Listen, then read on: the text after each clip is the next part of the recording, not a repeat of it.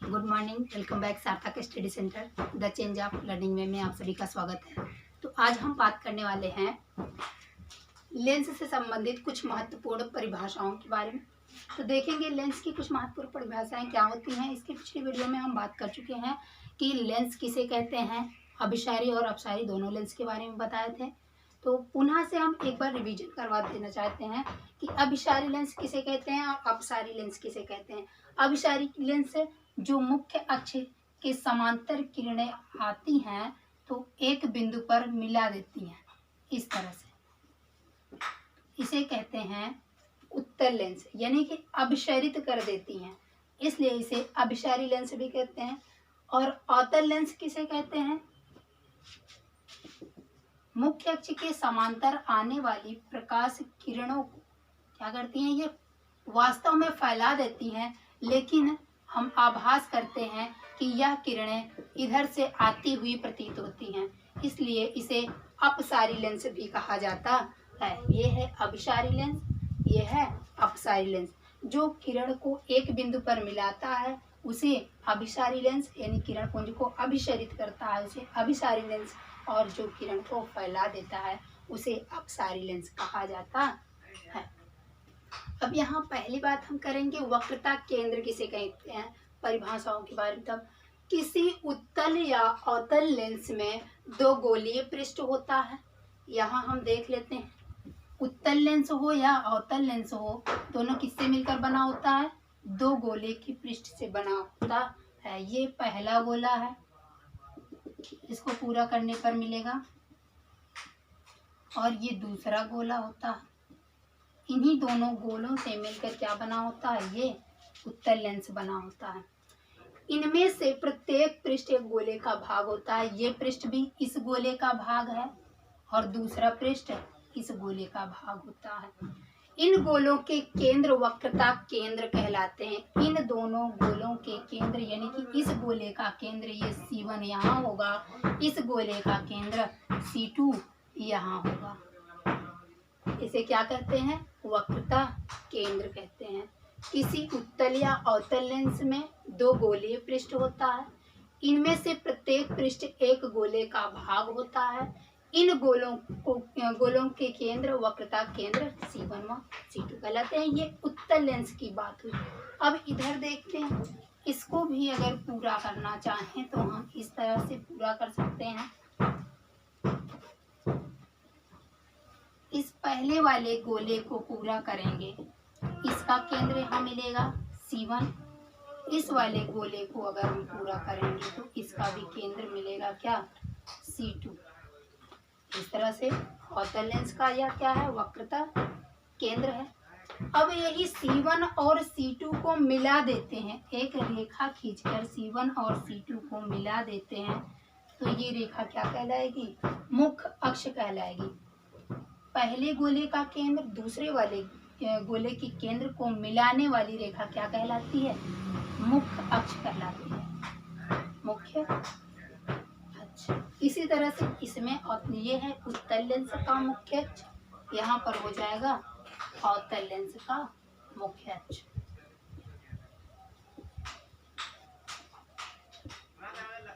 ये हो गई मुख्य अक्ष की बात। तो इसकी परिभाषा भी लिखना चाहें तो लिख सकते हैं, C1 तथा C2 को मिलाने वाली रेखा मुख्य अक्ष कहलाती है। और आगे देखेंगे मुख्य अक्ष किसे कहते हैं। मुख्य अक्ष के समांतर आपतित किरणें लेंस से अपवर्तन के पश्चात जिस बिंदु पर वास्तव में मिलती हैं, ये देखेंगे वास्तव में मिल रही हैं, तो इसे उत्तल लेंस का मुख्य फोकस कहते हैं। और अवतल लेंस में देखेंगे मुख्य अक्ष के समांतर आपतित प्रकाश की किरणें जिस बिंदु से आती हुई प्रतीत होती हैं उसे अवतल लेंस का मुख्य फोकस कहते हैं। यानी कि लेंस में दो फोकस होते हैं, दोनों वक्रों के फोकस हुआ करते हैं। तो पहले उत्तल लेंस में जो मुख्य फोकस होगा F2 को कहेंगे, अवतल लेंस में मुख्य फोकस किसे कहते हैं? F1 को कहते हैं। इसमें देखते हैं मुख्य अक्ष के समांतर आपतित प्रकाश की किरणें क्या करती हैं, फैल जाती हैं, लेकिन हम आभास करते हैं कि यह किरणें कहाँ से आ रही होंगी, इस वाले मुख्य फोकस से आ रही हैं। इसलिए ये F1 क्या है, अवतल लेंस का मुख्य फोकस कहलाता है। तो यहाँ हम परिभाषा पूरा कर लेंगे। मुख्य अक्ष के समांतर आपतित प्रकाश किरणें लेंस से अपवर्तन के पश्चात जिस बिंदु पर वास्तव में मिलते हैं, जिस बिंदु पर मिल रही हैं, उसे उत्तल लेंस का मुख्य फोकस कहेंगे, और जिस बिंदु से आती हुई प्रतीत होती हैं उसे अवतल लेंस का मुख्य फोकस कहते हैं। अब देखेंगे फोकस दूरी किसे कहते हैं। फोकस दूरी लेंस के प्रकाशिक केंद्र और लेंस के मुख्य फोकस तक की दूरी को क्या कहते हैं, लेंस की फोकस दूरी कहते हैं। ये यहाँ से यहाँ तक की दूरी क्या कहलाएगी, इसकी फोकस दूरी कहलाएगी, यानी उत्तल लेंस की फोकस दूरी कहलाएगी। और ये यहाँ से यहाँ तक लेकर क्या कहलाएगा, अवतल लेंस की फोकस दूरी कहलाएगी। यानी कि हम यहाँ लिख सकते हैं लेंस के प्रकाशित केंद्र से मुख्य फोकस तक की दूरी को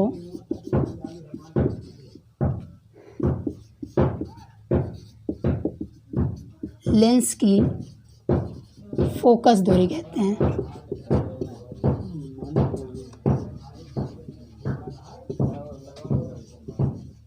और यहाँ देखेंगे ये क्या है, उत्तल लेंस की फोकस दूरी है। तो यहाँ से यहाँ तक की दूरी क्या है, फोकस दूरी है। तो चतुर्थांश के हिसाब से यहाँ हम देख सकते हैं कि इधर की दूरियाँ क्या ली जाती हैं, प्लस ली जाती हैं। तो उत्तल लेंस में जो फोकस दूरी होगी वो क्या होगी, पॉजिटिव होगी। और यहाँ देखेंगे निर्देशांक के अनुसार इसमें क्या ली जाती हैं, माइनस। बाएं तरफ क्या होता है, माइनस होता है, इसलिए इसकी फोकस दूरियाँ किस में ली जाएंगी, माइनस में ली जाती हैं। अवतल लेंस में फोकस दूरी माइनस में लिया जाएगा और उत्तल लेंस में फोकस दूरी प्लस में लिया जाएगा।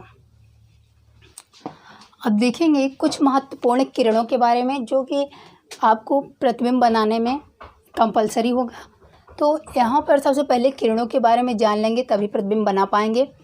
तो देखते हैं, जब कोई किरण मुख्य अक्ष के समांतर डाली जाती है तो अपवर्तन के पश्चात वह मुख्य फोकस पर जाकर मिलती है। ये पहला नियम है किरणों के चलने का। और यहाँ देखेंगे अवतल दर्पण में मुख्य अक्ष के समांतर चलने वाली प्रकाश की किरण क्या करती है, अपवर्तन के पश्चात फैल जाती है, लेकिन हम आभास करते हैं कि किरण मुख्य फोकस से आती हुई प्रतीत होती है। तो यहाँ हम पहला लिख लेंगे कि मुख्य अक्ष के समांतर चलने वाली प्रकाश की किरण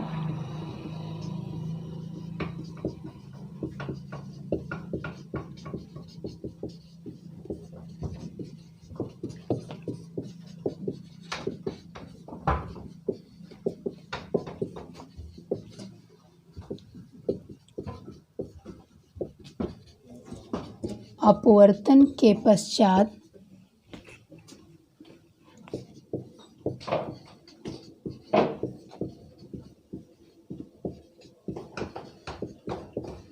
मुख्य फोकस पर मिलती है या मुख्य फोकस से आती हुई प्रतीत होती है।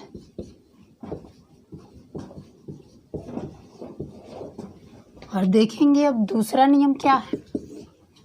मुख्य फोकस से डाली गई प्रकाश की किरणें, यदि मुख्य फोकस से कोई किरण जाएगी तो अपवर्तन के पश्चात इसी का उल्टा मुख्य अक्ष के समांतर हो जाती है।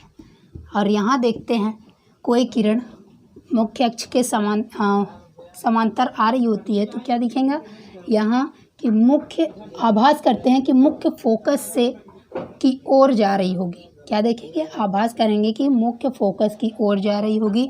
तो दूसरा नियम लिख लेंगे, मुख्य फोकस से आती हुई प्रकाश की किरण अपवर्तन के पश्चात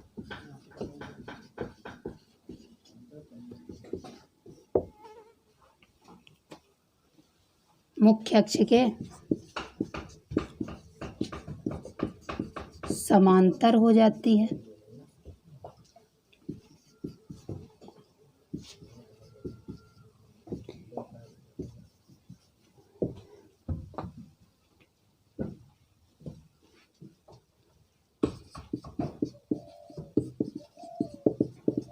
उत्तल लेंस में मुख्य अक्ष के समांतर हो जाती है और अवतल लेंस में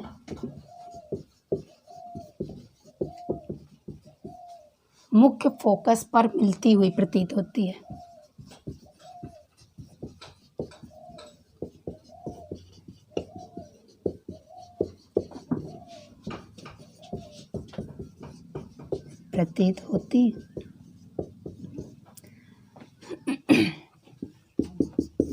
तीसरी कंडीशन है, जब कोई किरण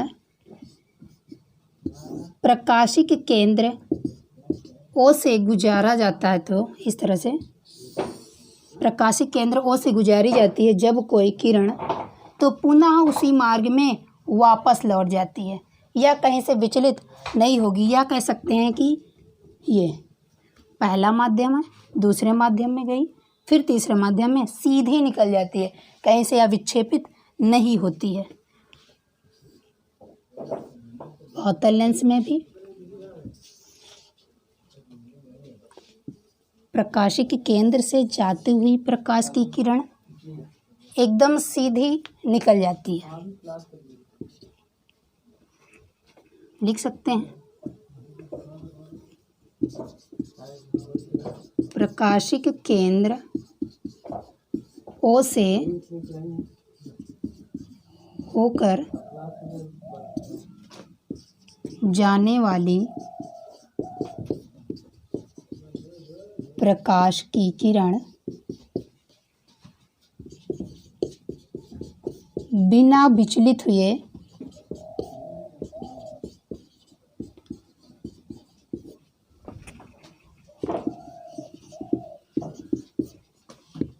सीधे निकल जाती है।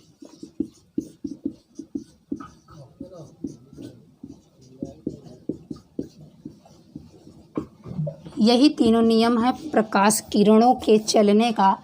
इसी तीनों नियम के आधार पर नेक्स्ट वीडियो में मिलेंगे, प्रतिबिंब का बनना सीखेंगे, उसमें कैसे प्रतिबिंब बनता है, इन्हीं किरणों के आधार पर प्रतिबिंब बनाया जाता है। मिलते हैं नेक्स्ट वीडियो में, तब तक के लिए नमस्कार।